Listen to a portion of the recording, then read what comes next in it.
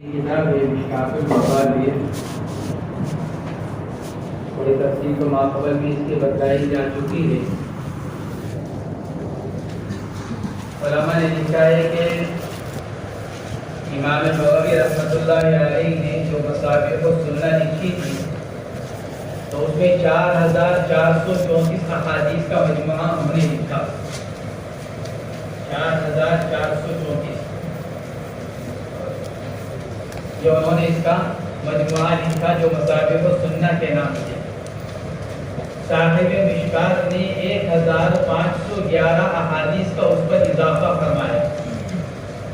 1511 احادیث کا اضافہ صاحب مشکات نے فرمایا۔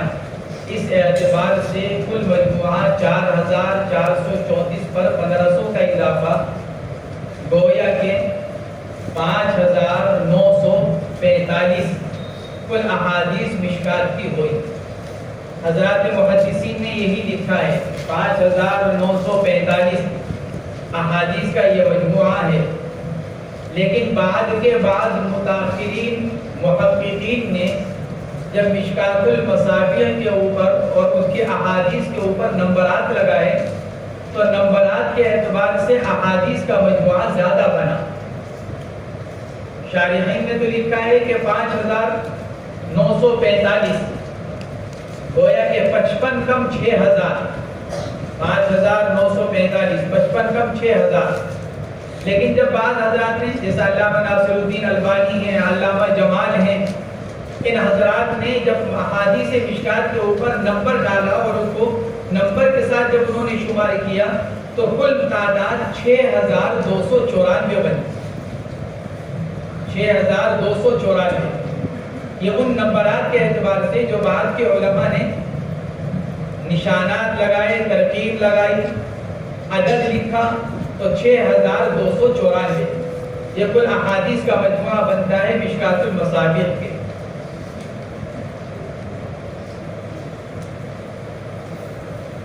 احادیث شریفہ کے اندر سب سے بنیادی چیز آدمی کی اپنی سند ہے۔ امام ترمذی نے شمائل ترمذی کے ختم پر امام محمد بن سیرین رحمۃ اللہ علیہ سے نقل کیا ان ھذا الحدیث دین انظروا عمن تأخذون دینکم، یہ علم حدیث ہی دین ہے۔ ان ھذا الحدیث دین، علم حدیث ہی دین ہے۔ انظروا عمن تأخذون دینکم، لہذا پہلے یہ دیکھ لو کہ تم کس سے علم حاصل کر رہے ہو، کس سے دین حاصل کر رہے ہو۔ اس لیے کہ پڑھانے والے کا اثر پڑتا ہے، جس سے علم حاصل کیا جاتا ہے اس کے عقائد کا اثر پڑتا ہے، اس کے اعمال اور اخلاق کا اثر پڑتا ہے، اس کی کیفیات کا اثر پڑتا ہے۔ اسی لیے کہا گیا کہ ہر غیرے سے علم حاصل کرنے کے بجائے معتبر اور مستند علماء سے علم کو حاصل کیا جائے۔ یہ نہیں کہ کوئی بھی بیٹھا ہوا ہے کسی پلیٹ فارم پر، کسی اس پر، اور آپ نے جا کر اس سے پڑھنا شروع کر دیا، علم حاصل کرنا شروع کر دیا۔ بعض اوقات نجاست کا ٹکڑا چاندی کے ورق میں بھی لپیٹ کر دے دیا جاتا ہے۔ ہوتا ہے نجاست کا ٹکڑا لیکن لپٹا ہوا ہوتا ہے، جو چاندی کے جو آتے ہیں ورق اس کے اندر لپیٹ کر دے دیا جاتا ہے۔ آدمی کو احساس نہیں ہوتا کہ میں نے کیا کھا لیا۔ اس لیے آدمی کو اس کا خیال کرنا چاہیے کہ یہ ہم جو حدیث حاصل کریں، جو علم حاصل کریں، ہم وہ کس سے حاصل کر رہے ہیں۔ آدمی اپنی سند پہلے معلوم کر لے۔ ہماری سند کا مسئلہ بھی عجیب ہو رہا ہے، مشکات شریف کی سند کا مسئلہ۔ مولانا عبدالعزیز صاحب سے مذاکرہ کر رہا تھا میں، وہ یہی سال سے مشکات شریف پڑھا رہے ہیں، میں نے اور انہوں نے دونوں ہمارے استاد ایک ہی ہیں، لیکن ابھی اوپر جا کر مکمل طور پر انشراح صدر نہیں ہو رہا ہے سند کے بارے میں،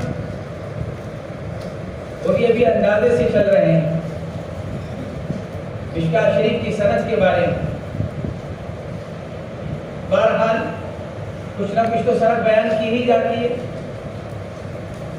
اصل میں اس کی وجہ یہ ہے کہ اوپر جا کر ہمارے حضرات اساتذہ اکرام، اللہ تبارک و تعالیٰ ان سب کو غریب رحمت کرے اور ان سب کے درجات کو بلند کرے۔ ہمارے اساتذہ سادے بہت سے سارے، ہر ایک نے اپنے معاملات کو اور اپنے طور سے سب سے بڑی مثال خود صاحب مشکات ہے، جن کی کتاب ہم شروع کر رہے ہیں۔ مورخین یہی لکھتے ہیں کہ اتنی اہم اتنی مشہور کتاب، لیکن حالات معلوم نہیں، کب پیدا ہوئے یہ بھی معلوم نہیں، کون سے سن میں پیدا ہوئے صحیح۔ انتقال کے بارے میں مختلف اقوال ہو گئے، بعض مورخین نے تو یہ کہہ کر چھوڑ دیا سن 740 کے بعد کسی بھی سن میں ان کا انتقال ہو گیا ہوگا، کیونکہ سن 740 میں جا کر ان کی اکمال پوری ہوئی تو اس بعد بس کسی سن میں انتقال کر گئے۔ اگرچہ 3 قول نقل کیے گئے 41 43 48، لیکن بعض حضرات نے یہ بھی لکھا، تو بس یوں کہا جائے کہ 740 کے بعد لا علی تعین کسی سن میں انتقال ہوا، کب ہوا نہیں معلوم، اور سن پیدائش تو معلوم ہی نہیں ہو سکا کہ امام تبریزی صحیح طور پر کون سے سن میں پیدا ہوئے۔ یہ ان حضرات کے اخلاص کہ انہوں نے اپنے آپ کو اتنا چھپا کر رکھا، لیکن اللہ نے ان کی تصانیف کو ایسی مقبولیت عطا فرمائی، ایسی قبولیت عطا فرمائی کہ مشکات کو موقوف علیہ بنا دیا دورہ حدیث شریف کے لیے۔ ایک انتہائی جامع کتاب مشکات شریف کے بارے میں حکیم الاسلام حضرت مولانا قاری محمد طیب صاحب محترم دارالعلوم دیوبند کے بارے میں ہمارے واقعہ لکھا ہوا ہے، ان کی کتابوں کے اندر اس بارے نگاروں نے لکھا ہے۔ حضرت قاری طیب صاحب دارالعلوم میں مشکات شریف پڑھایا کرتے ہیں، حضرت قاری طیب صاحب، تو بہت سے لوگوں نے، اساتذہ نے، ارکان شورا نے درخواست کی کہ حضرت، بلکہ اساتذہ نے جو دورے کے اساتذہ تھے بہت سے ان کے شاگرد تھے جو مشکات پڑھ کر آگے چلے گئے، دورے کا سبق پڑھانے لگے کہ حضرت ہمارا جی چاہتا ہے کہ آپ بھی مشکات کا ایک دورے کا سبق پڑھا لیا کریں۔ تو جواب میں یہ ارشاد فرمایا کہ تم لوگ 5-6 مل کر دورہ حدیث شریف پڑھاتے ہو، دورے کا اساتذہ تو اتنے ہی ہوتے ہیں، فرمایا کہ تم 5-6 مل کر دورے کی کتابیں پڑھاتے ہو اور میں تنہا دورہ پڑھاتا ہوں، کیونکہ مشکات کے اندر بخاری کی بھی روایت، مسلم کی بھی، ترمذی، ابو داؤد، نسائی، ابن ماجہ، موطا اور اس کے علاوہ دیگر احادیث سے کتب، تو فرمایا تم 5-6 مل کر دورہ پڑھاتے ہو، میں اکیلا پڑھاتا ہوں، تو میں تمہارے سے بڑا ہوا، میں تمہارے سے وہ ہوا، کیونکہ تم 5 مل کر پڑھاتے ہو ان کتابوں کو، میں اکیلا پڑھاتا ہوں مشکات شریف کو، تو گویا کہ میں دورے کی ساری کتابیں تنہا پڑھا رہا ہوں۔ اللہ نے اس کو ایسی قبولیت اور مقبولیت پر مرتبت فرمائی۔ ہمارے اکابر رحمہم اللہ کے بھی بارے میں، ہمارے اساتذہ کے بھی بارے میں بہت سے بارے میں یہ نہیں معلوم ہو پاتا صحیح کہ کس نے کس سے کیا پڑھا۔ روایات کے اندر، پچھلے زمانے کے روایات کے اندر اتنا تو ہوتا ہے کہ انہوں نے فلاں مدرسے میں جا کر اس سن میں داخلہ لیا، پھر اس کے بعد سال بسال یہ کتابیں پڑھ کر دورہ حدیث میں پہنچے اور فلاں سن میں ان کی فراغت ہوئی۔ لیکن یہ کہ جلالین کے سال میں کون سی کتاب کس سے پڑھی، پھر مشکات کے سال میں کون سی کتاب کس سے پڑھی، مختصر کے سال میں کون سی کتاب کس سے پڑھی، اب اگر وہ خود موجود ہو تو بتلا سکتا ہے، لیکن اگر وہ دنیا سے جا چکے ہوں اور معلوم نہ ہو تو پھر اس میں مشکل پیش آ جاتی ہے۔ پھر آدمی زیادہ تر قرائن پر چلتا ہے، وہی قرینہ یہ کہ انہوں نے ان سے پڑھا ہوگا، انہوں نے ان سے پڑھا ہوگا، یہی صورتحال یہاں پر بھی پیش آ رہی ہے۔ ایک اندازہ شاید امید ہے کہ انشاءاللہ تحقیق بھی ہو جائے گی، اس کے اوپر مزید کچھ کام کیا جائے گا، غور و فکر کیا جائے گا، معلومات کی جائے گی۔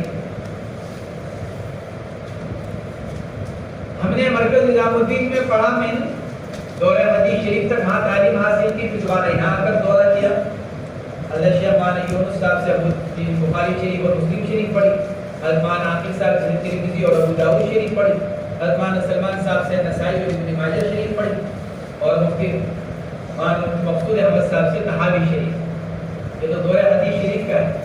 لیکن مشکات ہم نے نظام الدین میں پڑھی، میں نے مشکات جلد اول پڑھی تھی ہم نے، حضرت مولانا الیاس صاحب بارہ کے ہمارے بہت بڑے استاد تھے، بہت سادہ مزاج، حضرت مولانا الیاس صاحب بہت سادہ مزاج کے، بارہ بنکی کے رہنے والے اور انتہائی ذی علم۔ حضرت مولانا یوسف صاحب رحمۃ اللہ علیہ کے حیات الصحابہ کے اوپر تحقیق اور تخریج کا کام انہی کا ہے، عربی تخریج کا اور تحقیق کا کام ہمارے استاد محترم حضرت مولانا الیاس صاحب رحمۃ اللہ علیہ کا ہے، اور بہت سادہ تھے۔ ان کی سادگی کا ایک واقعہ بہت ہنسنے والا بھی ہے، ہنسی بھی آتی ہے، لیکن اس سے ان کی سادگی کا اندازہ ہوتا ہے۔ بڑے لوگ جو ہوتے ہیں وہ سادہ بہت ہوتے ہیں عام طور سے، یہ مطلب نہیں کہ اگر کوئی سادہ نہیں ہے تو وہ بڑا نہیں ہے،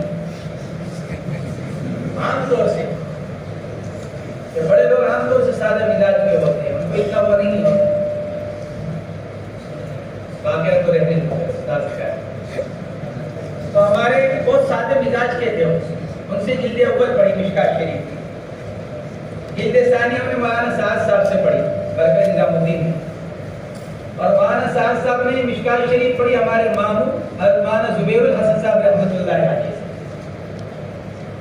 جو میرے سسر بھی تھے، میرے ماموں بھی تھے، حضرت مولانا زبیر الحسن صاحب۔ مولانا سعد صاحب نے مولانا زبیر الحسن صاحب سے پڑھی۔ حضرت مولانا زبیر الحسن صاحب کی ساری تعلیم یہاں مدارس علوم کی ہے۔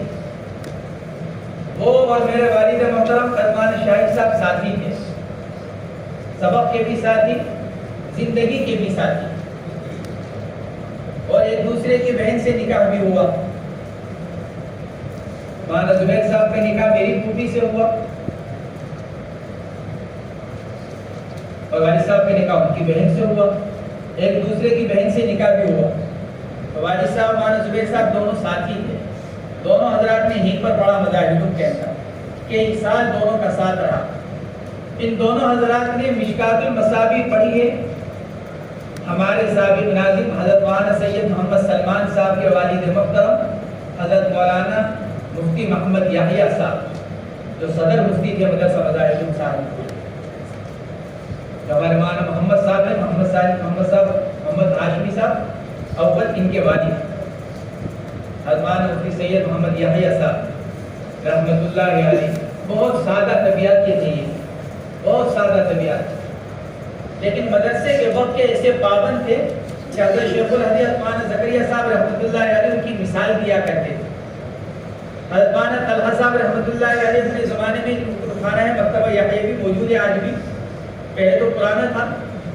حضرت مولانا طلحہ صاحب رحمۃ اللہ علیہ اپنے خانے میں بیٹھے ہوا کرتے تھے، تو اگر حضرت مولانا مفتی یحییٰ صاحب اگر وہاں سے گزر کے گھر کی طرف سے اگر مدرسے کی طرف آتے ہوئے ہوا کرتے تھے، تو مولانا طلحہ صاحب فرمایا کرتے تھے کہ میں سمجھ جایا کرتا تھا کہ مدرسے کا وقت اب سے ہی ہے۔ کبھی ایسا نہیں ہوا کہ حضرت مولانا مفتی یحییٰ صاحب یہاں پہنچے اور گھنٹہ نہ لگا ہو، ان کے پہنچنے کے بعد گھنٹہ لگتا تھا، ایسے مدرسے کے اوقات کے پابند۔ یہاں پہنچنے کے بعد دارالفتہ میں پہنچنے کے بعد پھر گھنٹہ لگا کرتا تھا، صبح کا بھی اور شام کا بھی۔ بہت اہتمام کرنے والے مدرسے کے اوقات کے، اور اللہ نے ان کو بڑے علم سے نوازا تھا اللہ نے۔ ہمارے یہاں کے صدر مفتی تھے، تقریباً ہمارے جتنا ساتھی جو اوپر کے سب ان کے شاگرد ہیں، سبھی نے ان سے پڑھا۔ اپنے مسائل کے بتلانے میں جری بہت تھے، اور سائل کو بھانپ لیا کرتے تھے۔ ہمارے اساتذہ ان کے واقعات سناتے ہیں، ان سے نہیں پڑھا۔ ہمارے یہاں آنے سے پہلے ان کا انتقال ہوا، 1995 میں 95-96 میں ان کا انتقال ہو گیا حضرت مولانا مفتی یحییٰ صاحب کا۔ ہم نے تو ان سے کچھ نہیں پڑھا، لیکن ان کے بارے میں جو واقعات، خاص طور سے ہمارے مفتی شعیب صاحب بستوی، کیونکہ ان کی خدمت میں کافی رہے، ہمارے دارالفتہ میں جو ہیں وہیں مفتی شعیب صاحب بستوی حضرت مفتی یحییٰ صاحب کی خدمت میں کافی رہے، اور کافی ان کی خدمت کی، اور کافی ان سے سیکھا، کافی لیا۔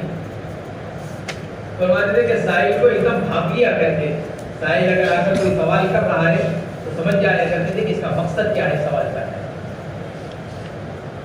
عام طور سے نمازی حضرات کو اپنے ائمہ حضرات سے بہت شکایت رہتی ہے، اور ان کی ذرا سی بات پر مسئلہ ضرور معلوم کرتے ہیں نمازی اپنے امام سے متعلق۔ جہاں ذرا سی کوئی بات ہو جائے گی مفتی کے پاس پہنچے گا، یہ ہمارے امام صاحب نے یوں کیا، ہمارا امام یوں کرتا ہے، امام صاحب نے نماز میں یہ کر دیا، یہ پڑھ دیا۔ اور مولانا مفتی یحییٰ صاحب اس کو بہت جلدی بھانپ لیا کرتے، تو جواب دینے میں بہت احتیاط فرمایا کرتے، اور یہ واقعہ ہے۔ نمازی اور ائمہ حضرات کے درمیان میں ایسی دوری ہوتی ہے کہ نمازی ائمہ کی ایک ذرا سی چوک کو بھی برداشت کرنے کو تیار نہیں ہوتے۔ واقعہ سچا واقعہ ہے۔ ایک مسجد تھی، مسجد کے سامنے چائے والے کی دکان تھی۔ اب تو چونکہ ہر ایک کی جیب میں موبائل ہے، اس لیے ٹی وی کی ضرورت نہیں۔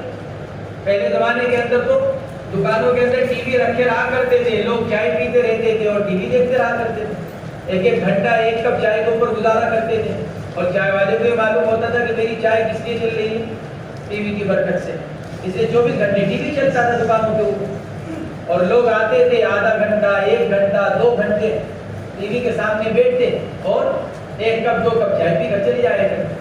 تو مسجد کے سامنے چائے والے کی دکان اور نمازی نماز پڑھ کر نکلے اور چائے والے کی دکان پر جا کر ٹی وی دیکھیں, چائے بھی پیے اور ٹی وی بھی دیکھیں.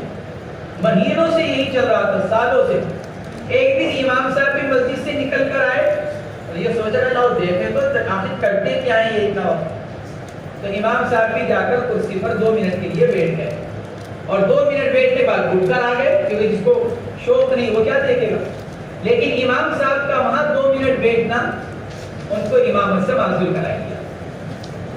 لوگوں نے کہا اچھا امام ہو کر دیکھ رہے ہیں, وہ 2 گھنٹے بیٹھتے ہیں روزانہ جب کوئی بات نہیں. امام 2 منٹ ٹی وی کے سامنے گزارے تو ان کی امامت باقی نہیں رہی. ہمارے مفتی احمد صاحب رحمۃ اللہ علیہ فرمایا کرتے تھے کہ نمازی چاہے حجاج ابن یوسف سے گیا گزرا ہو فسق و فجور کے اندر, لیکن یوں چاہتا ہے کہ میرا امام عمر بن عبدالعزیز سے کم نہ ہو. چاہے خود کیسا ہو, حجاج ابن یوسف سے بھی گیا گزرا ہو, لیکن امام کے بارے میں کیا سوچتا ہے کہ وہ عمر بن عبدالعزیز سے کم نہ ہو. میں جیسا چاہے ہوں لیکن میرا امام عمر بن عبدالعزیز سے کم نہ ہو. عدالت کے اعتبار سے, دینداری کے اعتبار سے. تو ہمارے حسن صاحب رحمۃ اللہ علیہ نے مشکات شریف پڑھی, عثمان مفتی یحییٰ صاحب رحمۃ اللہ علیہ انہوں نے پڑھی, اور عثمان مفتی یحییٰ صاحب رحمۃ اللہ علیہ نے مشکات شریف پڑھی تھی. ہمارے یہاں کے سابق مفتی اعظم مظاہر کے حضرت مولانا مفتی سعید احمد صاحب الجراڑی, ان کے معلم الحجاج ہیں. مسائل حج پر انتہائی معتبر اور مستند مسائل اردو زبان کے اندر مسائل کا مجموعہ. مولانا مفتی مظفر حسین صاحب کے والد محترم حضرت مولانا مفتی سعید احمد صاحب الجراڑی رحمۃ اللہ علیہ, انہوں نے مشکات جلد ثانی پڑھی. حضرت مولانا عبد الرحمن صاحب کامل پوری, سابق صدر مدرس مدرسہ مظاہر, حضرت مولانا عبد الرحمن صاحب کامل پوری جو تقسیم کے بعد پاکستان چلے گئے تھے. حضرت مولانا عبد الرحمن صاحب کامل پوری, انہوں نے یہاں مشکات شریف پڑھائی. مفتی سعید احمد صاحب نے حضرت مولانا عبد الرحمن صاحب کامل پوری سے پڑھی. پھر حضرت مولانا عبد الرحمن صاحب کامل پوری نے کس سے پڑھی اس کی صحیح تحقیق نہیں, لیکن ایک انداز یہ ہے کہ اس زمانے میں مشکات شریف کا سبق عام طور سے ناظم مدرسہ حضرت مولانا شاہ عبد اللطیف صاحب رحمۃ اللہ علیہ پڑھایا کرتے.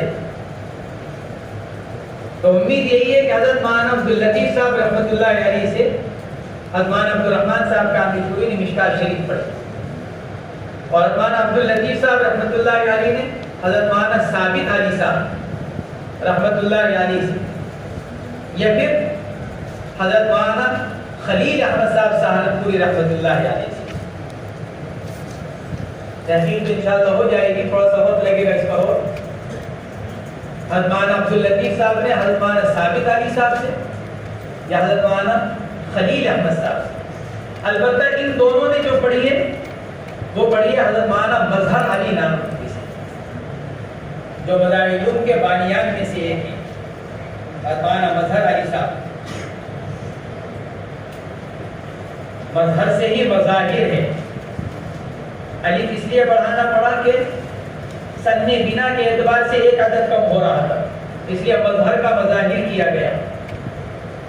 سمجھے, 1292 کو کرنے کے لیے مظہر کا مظاہر کیا گیا, ورنہ مظہر علوم ہوتا.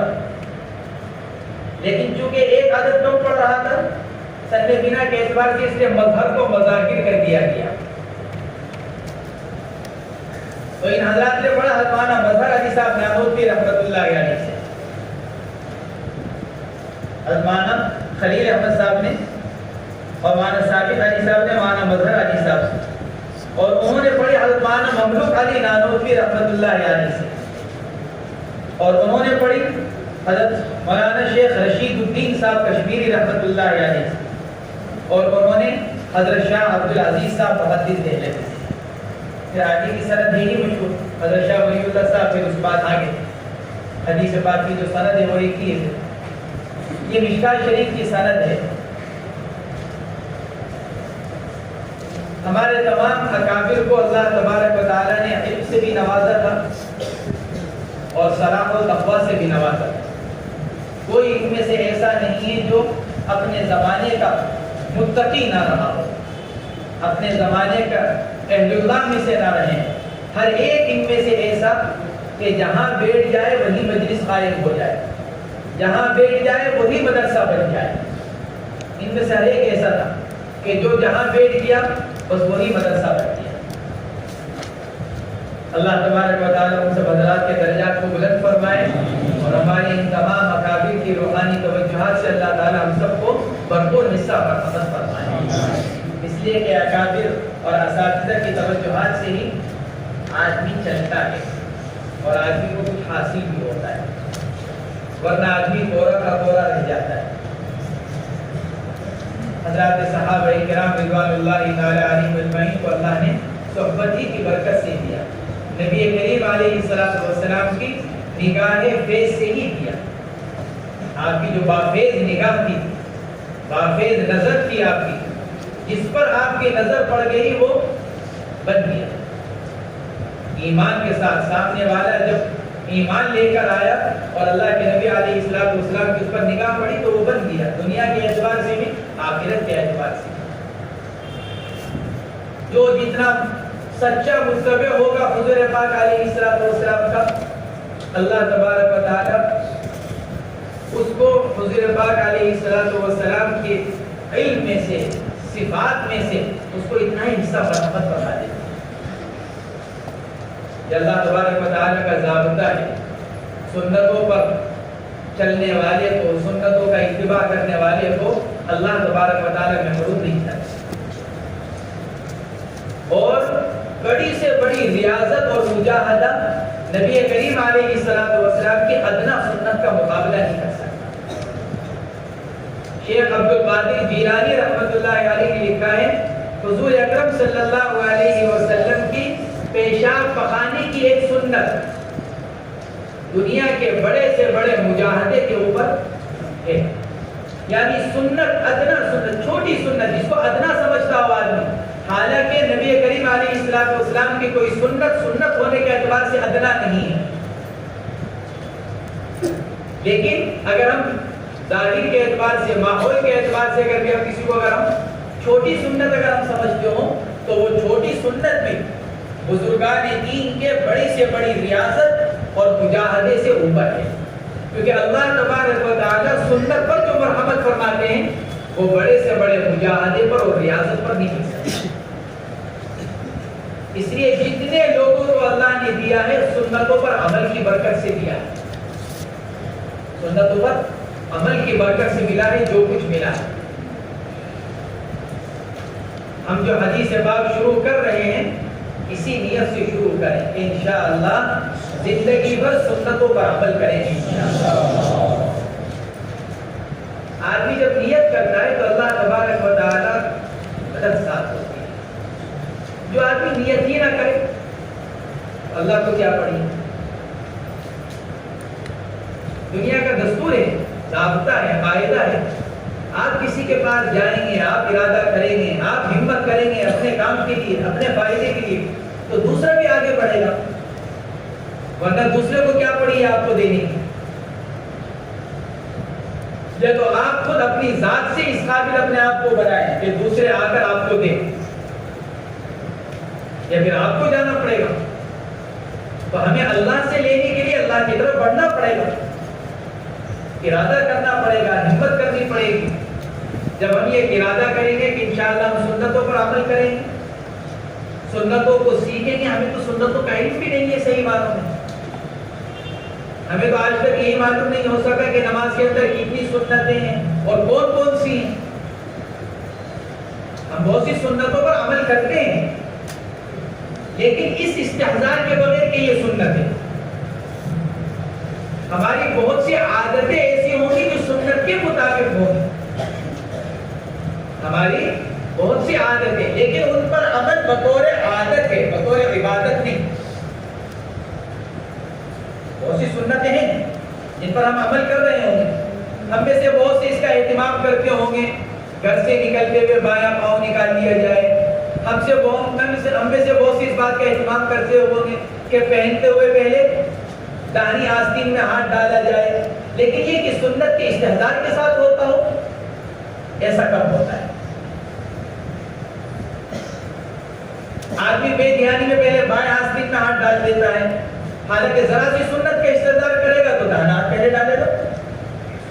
سنت کا استحضار نہیں ہوتا تو کرتا اتارتا ہے روزانہ آدمی لیٹتے وقت, دوپہر میں, رات میں, دن میں 1 مرتبہ 2 مرتبہ تو آدمی کرتا اتارتا ہے. اگر دوپہر میں نہیں بھی اتار رہا ہے تو رات کو تو لیٹتے ہوئے اتارتا ہی آدمی کرتا. اس میں ذرا سا استحضار ہو جائے, بھائی اتارتے ہوئے پہلے بھائی اور پہنتے ہوئے پہلے داہنا, ذرا سا استحضار ہو جائے تو سنت پر عمل ہو جائے. اور بعض اوقات بغیر استحضار کے ہم اسی طرح کرتے بھی ہیں کہ نکالتے ہوئے پہلی بائیں آستین, پہنتے ہوئے پہلے داہنی آستین, لیکن سنت کے اور شریعت کے حکم کے استحضار کے بغیر. ذرا سا ہم اپنے معمولات کے اندر سنتوں کا استحضار کر لیں, مفت میں اللہ کی رضا حاصل ہو جائے, مفت میں اللہ کے محبوب بن جائے. فَاتَّبِعُونِي يُحْبِبْكُمُ اللَّهُ وَيَغْفِرْ لَكُمْ ذُنُوبَكُمْ. گناہوں کی معافی, ہم دعاؤں کا اہتمام کرتے ہیں, اللہ سے اپنے لیے معافی مانگتے ہیں, توبہ استغفار کرتے ہیں, اور اللہ خود وعدہ فرما رہے ہیں گناہوں کی معافی کا کس کے اوپر؟ اتباع سنت پر. اللہ وعدہ کر رہے ہیں کہ اتباع سنت پر تمہارے گناہوں کو معاف کروں گا. تم جتنا اتباع سنت کرو گے اتنے تمہارے گناہ معاف ہو جائیں گے. ہم انہی گناہوں کی معافی کے لیے توبہ استغفار کرتے ہیں, تسبیح پڑھتے ہیں, دعائیں مانگتے ہیں, اور اس سے بھی زیادہ مستقل کا 24 گھنٹے کا جو ایک عمل ہے اس سے ہم غفلت میں پڑے ہوئے ہیں. موٹی موٹی جو سنتیں ہیں ان پر عمل نہیں کر پاتے. آدمی چڑھتے ہوئے پہلے داہنا پاؤں رکھ لے, آدمی اترتے ہوئے پہلے بایاں پاؤں اتار لے, کمرے میں داخل ہوتے ہوئے داہنا پاؤں رکھ لے, کمرے سے نکلتے ہوئے بایاں پاؤں نکال لے, درسگاہ میں داخل ہوتے ہوئے پہلے داہنا پاؤں داخل کر لے, نکالتے ہوئے بایاں پاؤں کر لے, بیت الخلا میں داخل ہوتے وقت بایاں پاؤں رکھ لے, نکالتے ہوئے داہنا پاؤں نکال لے. اتنی معمولی سنتیں ہیں, لیکن ہماری زندگی گزر جاتی ہے بالخصوص مدرسے کی تعلیم کی, جو سنتوں کے سیکھنے کا اور سنتوں پر عمل کی عادت ڈالنے کا زمانہ ہے. یہی ہمارا غفلت کی نظر ہو جاتا ہے. حالانکہ ہم سنتیں پڑھ رہے ہیں, طہارت کی سنت, نماز کی سنت ہم والا مدمن سے پڑھتے چلے آ رہے ہیں. طہارت کی سنتیں کتنی ہیں, نماز کی سنتیں کتنی ہیں, پھر اس بعد اور آگے کتابوں کے اندر آئے تو پھر حج کی سنتیں, لباس کی سنتیں, دیگر احوال کی سنتیں. ہمارے بزرگوں میں سے مولانا حکیم اختر صاحب رحمۃ اللہ علیہ گزرے ہیں. چھوٹا سا مختصر سا رسالہ رسول اللہ کی سنتیں, اتنا سا رسالہ, آج اس کو موڑ کر بھی جیب میں رکھ لیں. اور اس کے اندر کیا رسول اللہ کی سنت ہے, بس مختصر سی بہت. 24 گھنٹے کے انسان کے جو کام ہیں ان 24 گھنٹے کے کاموں کے اعتبار سے اس میں سنتوں کو جمع کر دیا گیا. آدمی ذرا سی ہمت سے ان سنتوں کو یاد کر سکتا ہے. اور میں نے عرض کیا کہ اگر آپ اس کتاب کو پڑھیں گے تو اگر اس کے اندر 200 سنتیں لکھی ہوئی ہیں تو یقین مانو جب تم اس کتاب کو پڑھو گے تو تم سمجھو گے 100 پر تو میں پہلے سے عمل کر رہا ہوں. آدھی سے زیادہ تو پہلے ہی میری زندگی میں ہے, لیکن اس استحضار کے بغیر کہ وہ سنت ہے. نہیں کہ تم یہ سوچو کہ 200 سنتوں پر عمل کس طرح ہوگا, میں 200 سنتیں یاد کیسے کروں گا. نہیں, 100 سنتوں پر تو عمل ہمارا پہلے سے ہو رہا ہوگا, صرف استحضار کی ضرورت ہے. ذرا سے استحضار ہو جائے گا, سنت پر عمل کرنے کا اجر و ثواب بھی اور سنتوں پر عمل کرنے کا فائدہ. ایک ہے اجر و ثواب اور ایک ہے فائدہ. آدمی اپنا نقد فائدہ دیکھتا ہے. اللہ نے انسان کے مزاج ایسا بنایا ہے کہ وہ نقد فائدہ دیکھتا ہے. اسی لیے مسلمان آخرت سے غفلت میں اور دنیا کے اندر پھنسا ہوا ہے، کیونکہ دنیا کا فائدہ نقد نظر آتا ہے اور آخرت کا فائدہ ادھار، جب مریں گے جب سامنے آئے گا جب دیکھیں گے، اور دنیا کا فائدہ نقد سامنے ہے، نفع نقصان، اس لیے آدمی اس کی طرف لپکتا ہے۔ سنتوں پر عمل کرنے کا نقد فائدہ ہے، وہ کیا؟ اللہ رب العزت دنیا کے اندر اپنی مدد اس کے ساتھ کر دیتے ہیں۔ یکفا ہمہ، آدمی جتنا زیادہ احادیث شریفہ، جتنا زیادہ آدمی درود شریف پڑھے گا اس کی ضرورتوں کو پورا کیا جائے گا۔ جو درود شریف پڑھنے والا ہوگا کیا وہ سنتوں پر عمل کرنے والا نہیں ہوگا؟ سنتوں پر عمل کرنے کا فائدہ یہ ہوتا ہے کہ اللہ رب العزت کی مدد ساتھ ہو جاتی ہے، کیونکہ آدمی اللہ کا محبوب بنتا ہے، اور آدمی اپنے محبوب کو تکلیف بھی نہیں دیتا۔ ہم جس سے محبت کرتے ہیں، ہم جس سے محبت کرتے ہیں، اپنے گھر والوں سے ہوں، دوستوں میں سے ہوں، خاندان والوں میں سے ہوں، اس کو تکلیف پہ دیکھتے ہی دل تڑپ جاتا ہے، کہ نہیں؟ تو جو آدمی اللہ کا محبوب بن جائے گا، اللہ قادر مطلق، تو اللہ رب العزت کیسے چاہیں گے کہ میرا محبوب تکلیف میں رہے جو مجھ سے محبت کرنے والا ہے؟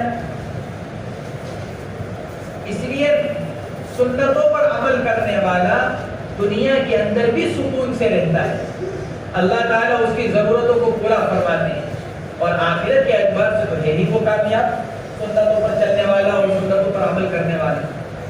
اس لیے ہم احادیث شریفہ کو اسی نیت سے پڑھیں کہ انشاءاللہ ہم سنتوں پر عمل کریں، احادیث شریفہ پر عمل کریں۔ محدثین نے لکھا ہے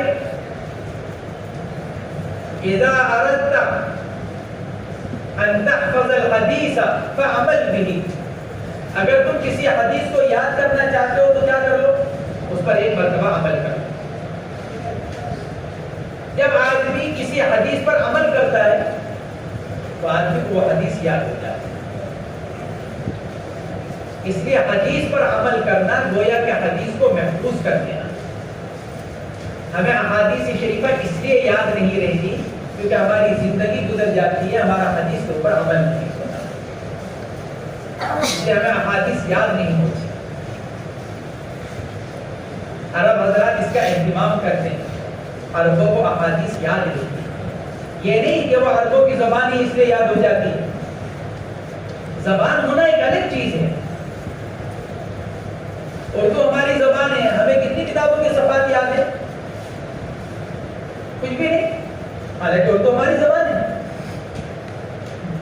تو ایسے ہم یہ سوچتے ہیں کہ عربوں کو اس لیے یاد ہو جاتا ہے کیونکہ عربی ان کی زبان ہے۔ ہماری زبان اردو ہے، ہمیں کتنی یاد ہے؟ کتنے صفحات یاد ہیں کتابوں کے؟ ہمیں کچھ بھی نہیں۔ یاد ہونے کا تعلق زبان ہونے سے نہیں، یاد ہونے کا تعلق عمل سے۔ جب آدمی عمل کرتا ہے تو آدمی کو حدیث پاک یاد ہو جاتا ہے۔ اس لیے اگر ہم یہ چاہتے ہیں کہ احادیث شریفہ ہم کو یاد ہو جائے تو اس کے لیے ضروری ہے کہ ہم احادیث شریفہ پر عمل کریں۔ عمل کریں گے تو انشاءاللہ حدیث یاد ہوگی۔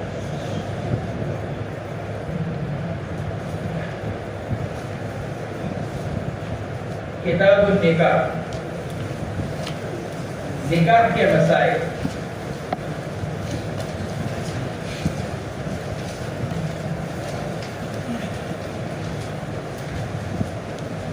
جلد اول کے اندر عبادات اور معاملات کو بیان کیا گیا۔ عبادات محضہ اور معاملات محضہ ان کو بیان کیا گیا۔ ان سے فراغت کے بعد نکاح کے مسائل کو بیان فرما رہے ہیں مصنف علی عطا، اس لیے کہ نکاح من وجہ عبادت ہے، من وجہ معاملہ ہے۔ گویا کہ یہ مرکب کے درجے میں ہے، اور ما قبل میں عبادات اور معاملات کو بیان کیا گیا، وہ مفرد کے درجے میں تھے، اور مفرد مقدم ہوا کرتا ہے مرکب پر، اس لیے پہلے عبادات محضہ اور معاملات محضہ کو بیان کیا گیا، یہاں سے مصنف علیہ رحمہ نکاح کو بیان فرما رہے ہیں جو دونوں سے مرکب ہے، من وجہ عبادت من وجہ معاملہ.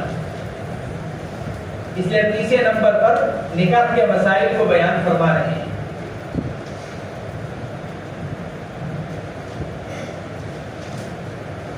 کتاب جب یہ مصدر ہے کتب یکتب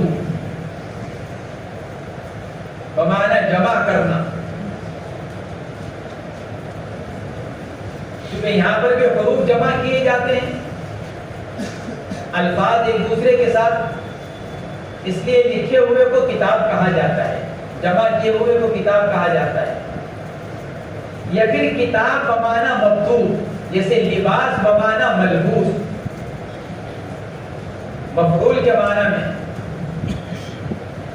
کتاب بمعنی مکتوب، جیسے لباس بمعنی ملبوس، لکھا ہوا، جمع کیا ہوا. تین لفظ آتے ہیں کتاب، باب، فصل. حضرات محدثین بھی، حضرات فقہاء کرام بھی یہ سب حضرات نقل کرتے ہیں، کتاب، باب، فصل نقل کرتے ہیں. کتاب مسائل کے ان مجموعے کو کہا جاتا ہے جو مستقل ہو، مسائل کا وہ مجموعہ جو مستقل ہو اور اس میں مختلف انواع کے مسائل ذکر کیے جاتے ہیں، نوع مختلف ہوتی ہے، اس کو کتاب کہا جاتا ہے. گویا کہ لفظ کتاب عام ہے، مسائل کا مستقل مسائل کا ایک مجموعہ جس میں مختلف انواع کے مسائل ہوتے ہیں. گویا کہ لفظ کتاب عام ہوا. دوسرا لفظ باب ہے. باب وہ کہ جس میں ایک قسم کے مسائل کو ذکر کیا جائے، قسم ایک، وہ باب کے تحت آتے ہیں. باب کتاب کے بغیر نہیں ہوتا، پہلے کتاب کا لفظ آئے گا پھر باب کا لفظ آئے گا. تیسرے نمبر پر فصل. فصل جس میں ایک نوع کے مسائل ذکر کیے جائیں، ایک ہی نوع کے مسائل ہوں، اور یہ باب کے تحت ہوتا ہے. گویا کہ فصل بغیر باب کے نہیں ہو سکتا اور باب بغیر کتاب کے نہیں ہو سکتا. ہاں کتاب بغیر باب اور بغیر فصل کے ہو سکتی ہے. کئی بار صرف لفظ کتاب آئے لیکن اس کے تحت میں لفظ باب اور لفظ فصل نہ ہو، یہ تو ہو سکتا ہے. لیکن یہ کہ فصل اور باب بغیر کتاب کے آ جائیں، ایسا نہیں ہو سکتا. فصل بغیر باب کے اور باب بغیر فصل کے ایسا نہیں ہو سکتا.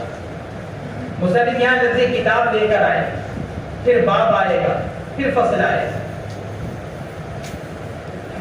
تو فرماتے ہیں کتاب النکاح، نکاح کے مسائل.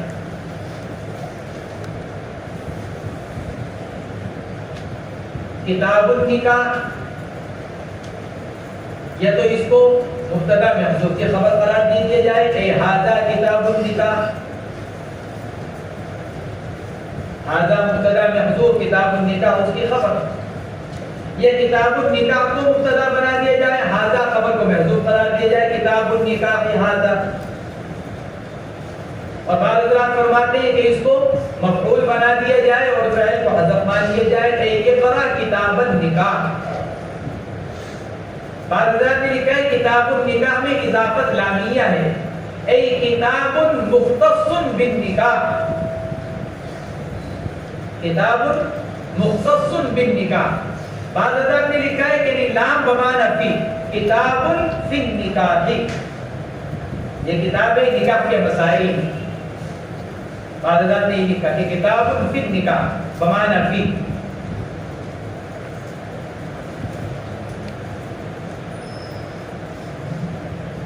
نکاح عربی زبان کا لفظ ہے،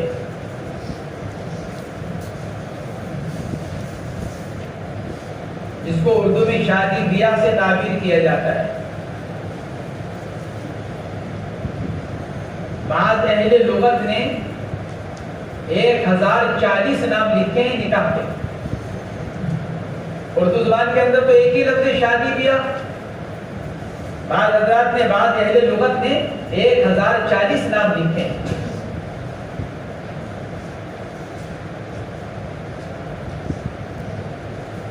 لغت کے اندر نکاح کے معنی آتے ہیں ضم بمعنی ملانا، تداخل، کیونکہ نکاح کے اندر مرد اور عورت آپس میں ملتے ہیں، اس لیے اس ملنے کو نکاح کہا جاتا ہے۔ امام فرا لغوی رحمۃ اللہ علیہ نے لکھا ہے کہ نکح نکح، نون کا ضمہ اور نون کا کسرہ،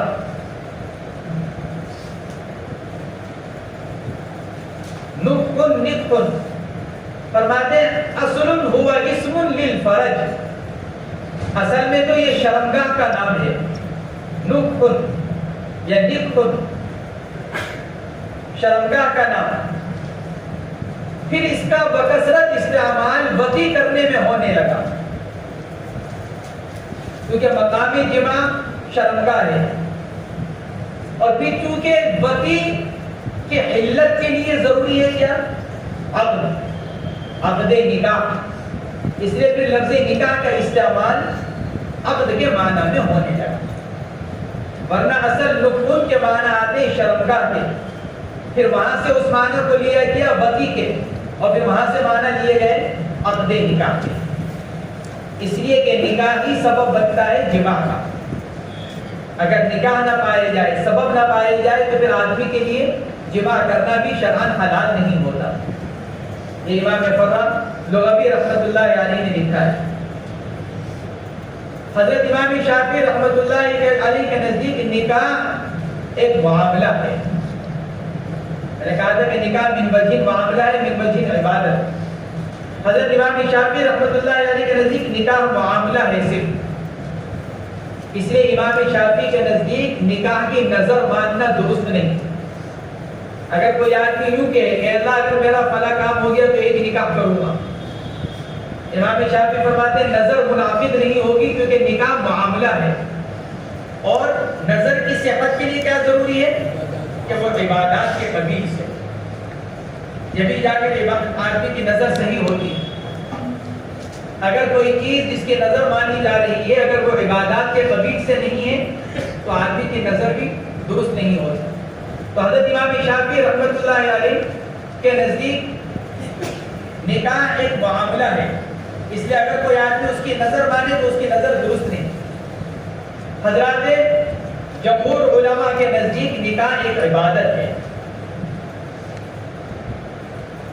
یہی وجہ ہے احادیث شریفہ کے اندر نکاح کو مسجد میں کرانے کا حکم دیا گیا، وَجَعَلُوهُ فِي الْمَسَاجِدِ اعلنوا هذا النکاح وَجَعَلُوهُ فِي الْمَسَاجِدِ، حدیث پاک میں فرمایا گیا کہ اپنے نکاح کا اعلان کرو اور اس کو مسجدوں میں کرو۔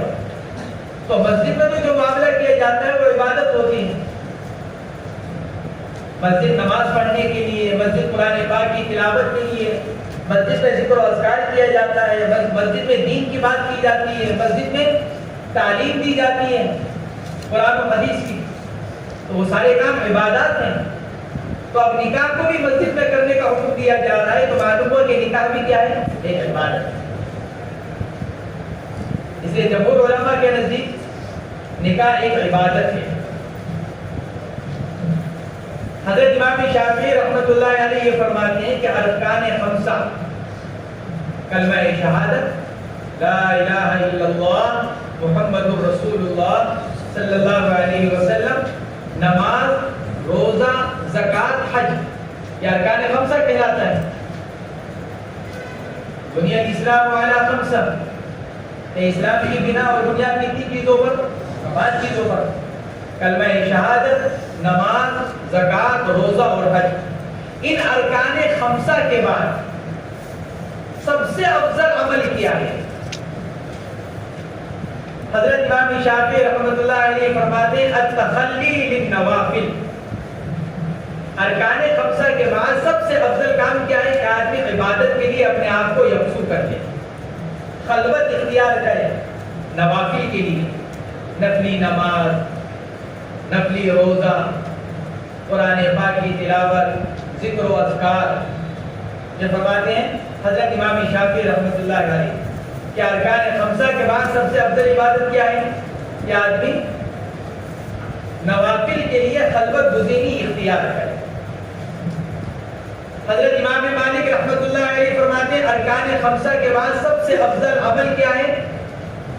علم کے حصول میں لگنا، علم حاصل کرنا اور حصول علم میں ترقی کرنا. حضرت امام مالک رحمۃ اللہ علیہ ارکان خمسہ کے بعد حصول علم اور اس کے اندر ترقی. حضرت امام احمد بن حنبل فرماتے ہیں ارکان خمسہ کے بعد سب سے افضل عمل ہے جہاد فی سبیل اللہ، اللہ کے راستے میں نکل کر محنت، مشقت، جان مال اللہ کے دین کے اوپر لگا دینا. یہ امام احمد ابن حنبل رحمۃ اللہ علیہ فرماتے ہیں. حضرت امام ابو حنیفہ رحمۃ اللہ علیہ فرماتے ہیں کہ ارکان خمسہ کے بعد سب سے افضل عمل ہے نکاح کرنا. اس لیے کہ احادیث شریفہ میں حضور اکرم صلی اللہ علیہ وسلم نے نکاح کو نصف دین قرار دیا. نکاح کو کیا قرار دیا گیا؟ نصف دین. کہ نصف دین مکمل ہو گیا، اب کیا کرو؟ بقیہ اپنے نصف دین کی فکر کرو. امام ابو حنیفہ رحمۃ اللہ علیہ فرماتے ہیں کہ نکاح سب سے افضل عمل ہے ارکان خمسہ کے بعد.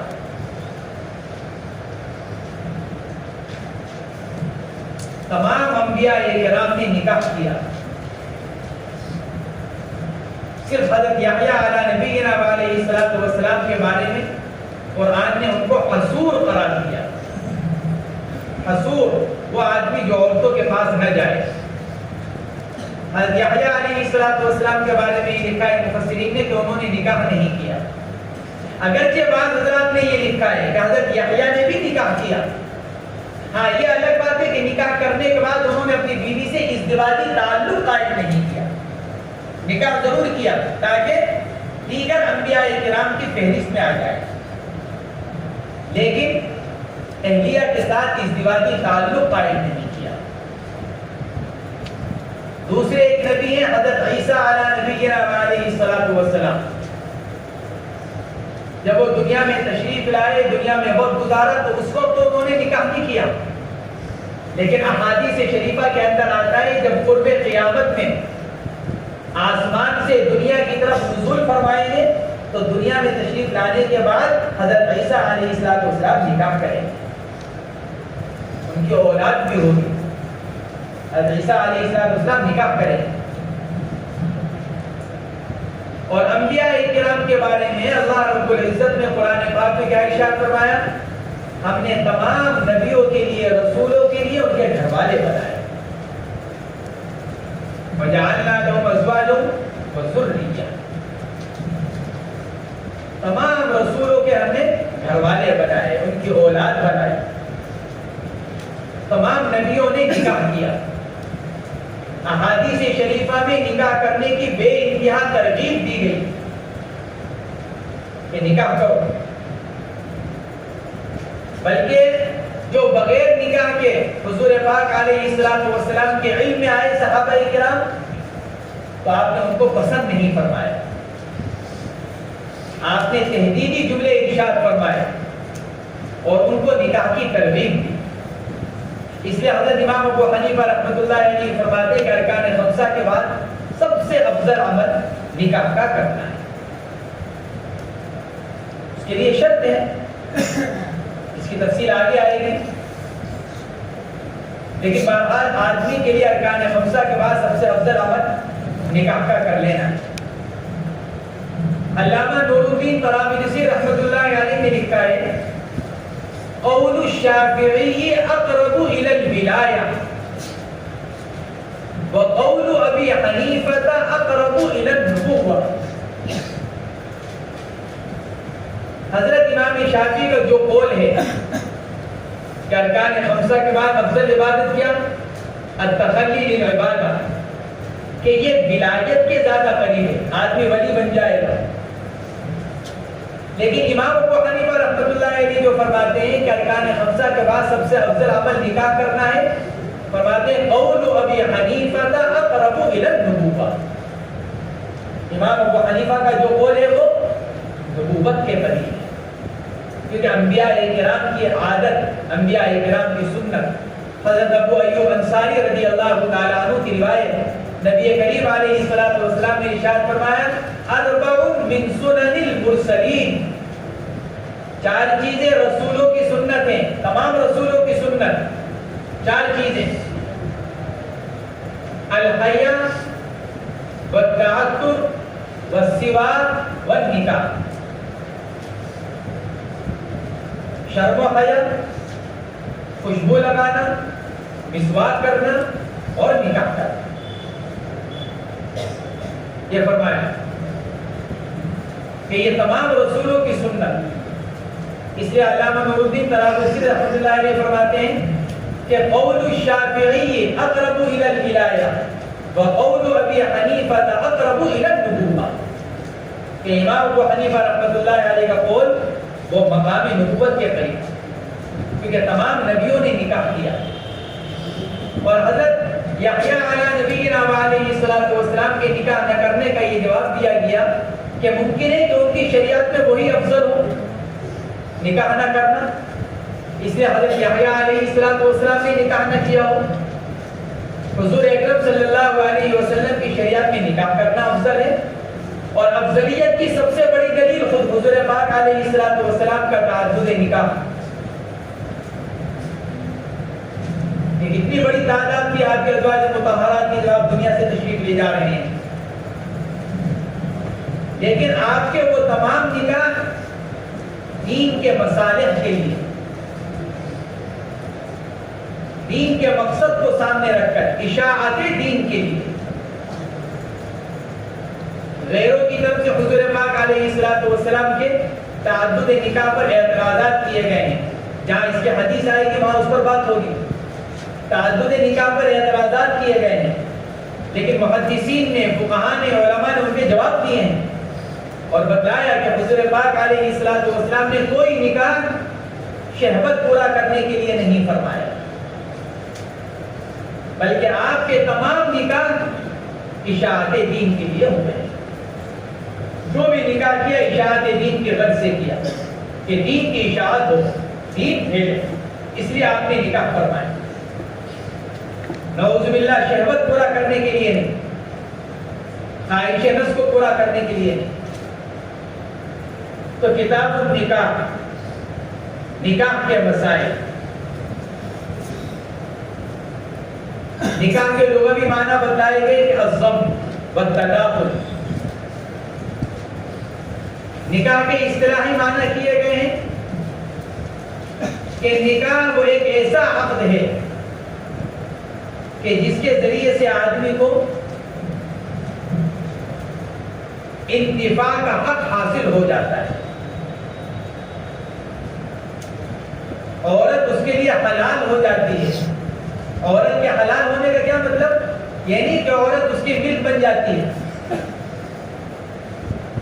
وَعَقْدٌ يُفِيدُ مِلْكَ الْمُتْعَةِ، ملک متعہ سے مراد ہے اس سے استمتاع کا جائز ہو جانا، یہ مطلب نہیں کہ نکاح کی وجہ سے عورت جو اس کی زر خرید روٹی بن جاتی ہے،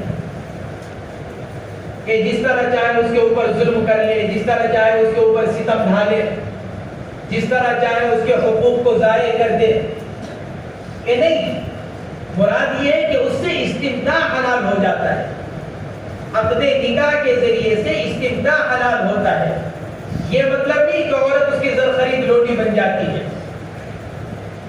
زمانے کے متجددین جو تجدد کا دعویٰ کرتے ہیں، جو دین اسلام پر اعتراضات کرتے ہیں، وہ یہاں پر بھی اعتراض کرتے ہیں کہ دین اسلام عورت کو مرد کی روٹی بنا دیتا ہے۔ دین اسلام نے تو عورتوں کو سب سے زیادہ حقوق دیے ہیں۔ اسلام آنے سے پہلے دنیا کا کیا حال تھا سب جانتے ہیں اپنے اپنے مذہب کے اعتبار سے۔ یہود اپنے مذہب کو جانتے ہیں، نصارہ اپنے مذہب کو جانتے ہیں، مجوس اپنے مذہب کو جانتے ہیں، اور مشرکین اپنے مذہب کو جانتے ہیں۔ لیکن چونکہ مقصد کیا ہے؟ صرف دین اسلام پر اعتراض اور اس سے لوگوں کو برگشتہ کرنا اور مسلمانوں کے دلوں میں شکوک و شبہات پیدا کرنا اور اعتراض کر کر ایک جماعت کو مسلمانوں میں سے ہی اسلام کے خلاف کھڑا کرنا۔ اس لیے وہ یہ بات بہت شد و مت کے ساتھ اٹھاتے ہیں کہ نکاح عورت کو کیا کر دیتا ہے؟ مرد کی لوٹی بنا دیتا ہے۔ ایسا نہیں، اور وہ اسی تعریف کی وجہ سے اعتراض کرتے ہیں کہ نکاح کی تعریف فقہا کیا کرتے ہیں کہ ایک ایسا عقد کہ جس کے ذریعے سے مرد مالک بن جاتا ہے۔ تو مالک سے مراد، ملکیت سے مراد کیا؟ استمتاع کا حلال ہونا۔ عقد نکاح سے پہلے جو استمتاع حرام تھا، ناجائز تھا، زناکاری کہلاتا، عقد نکاح کے بعد وہی استمتاع حلال ہو گیا۔ یہ ہے اس کا مطلب۔ اس لیے اسلام نے عورتوں کے حقوق کو تفصیل کے ساتھ بیان کیا اور تفصیل کے ساتھ حقوق کو بیان کر کر ان کی ادائیگی کی ترغیب بھی دی اور ادا نہ کرنے والے کے حق میں حضور اکرم صلی اللہ علیہ وسلم کی طرف سے تحریر کو ڈرایا گیا، بتلایا گیا، ترغیب ڈرایا گیا کہ اگر نہیں کرو گے تو پھر کل قیامت کے دن بھگتنا پڑے گا اگر حق کے اندر کوتاہی۔ وَاتَّقُوا اللَّهَ الَّذِي تَسَاءَلُونَ بِهِ وَالْأَرْحَامَ، خطبہ نکاح کے اندر جو آیات شریفہ حضور اکرم صلی اللہ علیہ وسلم سے منقول ہیں، ان تمام آیات شریفہ کے اندر یہ چیز ہے، وہ کیا ہے؟ تقوی۔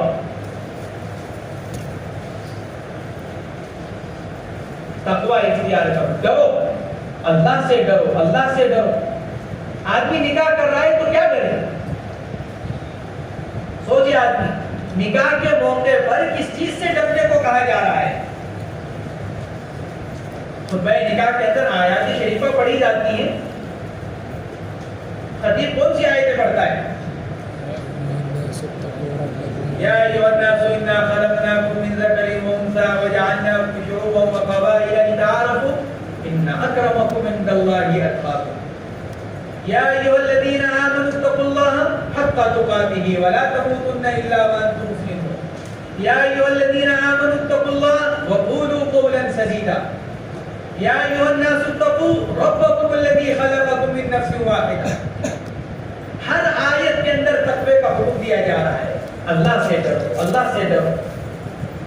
تو یہ نکاح کا موقع ہے کہ ڈرانے کا موقع ہے؟ نکاح کا موقع تو خوشی کا موقع ہے، لیکن حضور اکرم صلی اللہ علیہ وسلم نے خطبہ نکاح میں وہ آیات پڑھی جس میں آدمی کے ذہن کو منتقل کیا جا رہا ہے کس کی طرف؟ اللہ رب العزت۔ دیکھو اب تمہارے پاس ایک عورت آ رہی ہے، اس کے معاملات میں اللہ سے ڈرنا، اس کے معاملات، اس کے حقوق، اس کے ساتھ اخلاق، اس کی معاشرت، حقوق کی ادائیگی۔ اس لیے ہر آیت کے اندر تقوی، ہر آیت کے اندر تقوی، اللہ سے ڈرو۔ دین اسلام نے سب سے زیادہ عورت کو حقوق دیے ہیں۔ دین اسلام سے بڑھ کر کسی مذہب نے عورت کو حق نہیں دیا۔ لوگ تو چھوٹی چھوٹی باتوں کو لے کر دین اسلام کے اوپر اعتراض کرتے ہیں،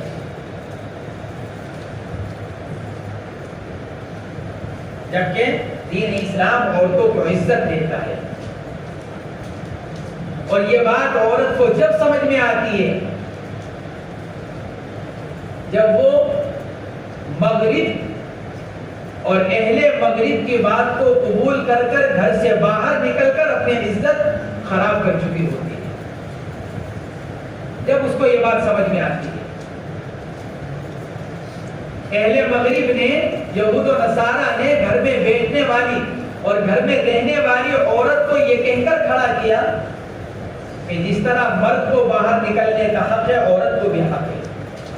جس طرح مرد کو کمانے کا اختیار ہے عورت کو بھی کمانے کا اختیار ہے. مساوات کا اعلان کیا, اس کا نعرہ دیا. جب مرد اور عورت برابر تو ان کے حقوق بھی برابر. لہذا جب مرد باہر نکل سکتا ہے, مرد کما سکتا ہے, تو عورت بھی کما سکتی ہے, عورت بھی باہر نکل سکتی ہے. یہ کہہ کر کیا کیا, عورت کو گھر سے نکالا, اور پھر گھر سے نکال کر وہ عورت جو گھر کی ملکہ بنی ہوئی تھی. عورت گھر میں کیا ہے, عورت گھر کی ملکہ ہے. مرد اس کے بغیر ایک دن نہیں گزار سکتا. شادی شدہ گھر سے اگر عورت اپنے ماں باپ کے گھر چلی جائے تو 3 دن میں گھر کا حال خراب ہو جاتا ہے. نہ چیزوں کا ٹھکانہ, نہ کھانے کا ٹھکانہ, نہ کپڑوں کا ٹھکانہ. آدمی کو پڑے اپنی بیوی سے محبت نہ ہو, یہ ہو سکتا ہے, یہ ہو سکتا ہے, لیکن عورت کے بغیر گھر نہیں چل سکتا. اللہ نے ایسا بنایا ہے عورت کو. ایک جگہ 10 مرد ہوں, اس گھر کا حال الگ ہوگا, اور ایک جگہ ان 10 کے ساتھ ایک عورت ہو. باپ بھی ہے, بیٹا بھی ہے, بھائی بھی ہے, پوتا بھی ہے, نواسا بھی ہے, بھانجا بھی ہے, بھتیجا بھی ہے. 10 میں حرم مرد اور کے ساتھ ایک عورت. گھر قابو میں, اور گھر میں ہی باپ بیٹے موجود ہو اور عورت نہ ہو, گھر نہیں چل سکتا. اللہ نے عورت کو گھر کی ملکہ بنایا ہے. یہود و نصارہ نے عورت کو ورغلا کر, آزادی کا لالچ دے کر اس کو گھر سے باہر نکالا, اور گھر سے باہر نکال کر اس کو کیا بنا دیا, گھر سے باہر نکال کر اس کو اس قابل کر دیا کہ اب اس کی کوئی عزت نہیں. سڑک پر جھاڑو دینے والی عورت, ہوٹلوں میں سروس دینے والی عورت, کہاں تو وہ گھر میں اپنے شوہر اور اپنے بچوں پر حکومت کرنے والی, اور کہاں وہ ڈیسک کے پاس کھڑے ہو کر 10 اجنبی مردوں کی بات سننے والی. وہ ادھر کہہ رہا ہے, وہ ادھر کہہ رہا ہے, وہ ادھر کہہ رہا ہے, ادھر اس کی سن رہی ہے, ادھر اس کی سن رہی ہے, کوئی گالی دے رہا ہے, کوئی سب جملہ کہہ رہا ہے. اس کو بالکل بے عزت کر دیا, گویا کہ منڈی میں نیلام کر دیا عورت کی عزت کو.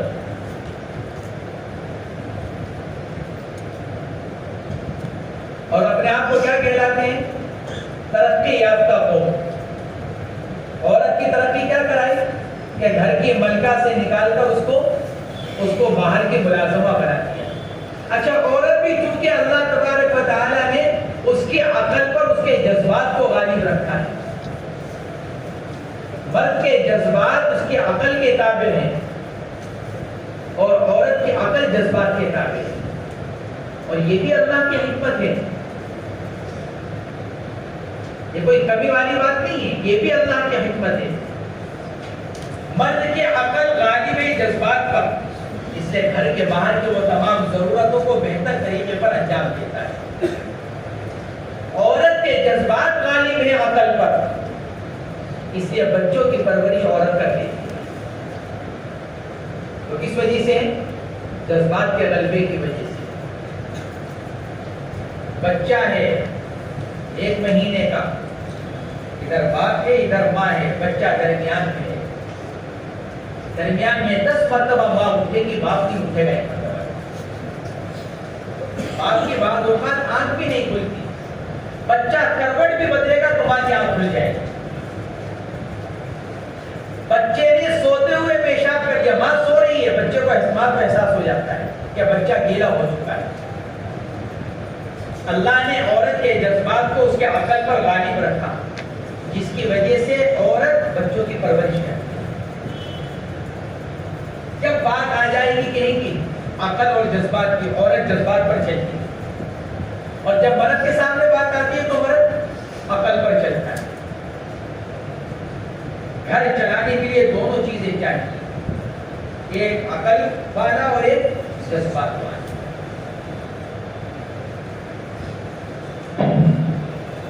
یہود و نصارہ نے کیا کیا؟ عورت کو بھی عقل والا بنانا چاہا کہ اس کے جذبات پر بھی کیا آ جائے؟ عقل غالب ہو جائے. جس طرح مرد کے جذبات پر عقل غالب ہے، اس کا نتیجہ کیا نکلا؟ گھر کا نظام بگڑ گیا. گھر کا نظام بگڑ گیا. آج یورپ کے اندر، امریکہ وغیرہ کے اندر سب سے زیادہ طلاق کی شرح ہے. سب سے زیادہ گھر اجڑ رہے ہیں. کس وجہ سے کہ انہوں نے اس اعتبار سے مرد اور عورت دونوں کو برابر لا کر کھڑا کر دیا. جب دونوں برابر کے ہو گئے تو گھر بگڑے گا. ایک عقل والا ہو، ایک جذبات والا ہو، اب گاڑی چلی. دین اسلام نے عورت کو عزت دی، عورت کو حقوق دی، اور دوسری اقوام نے عورت کو ذلت دی، عورت کے حقوق کو ضائع کیا. اب کیا ہوتا ہے؟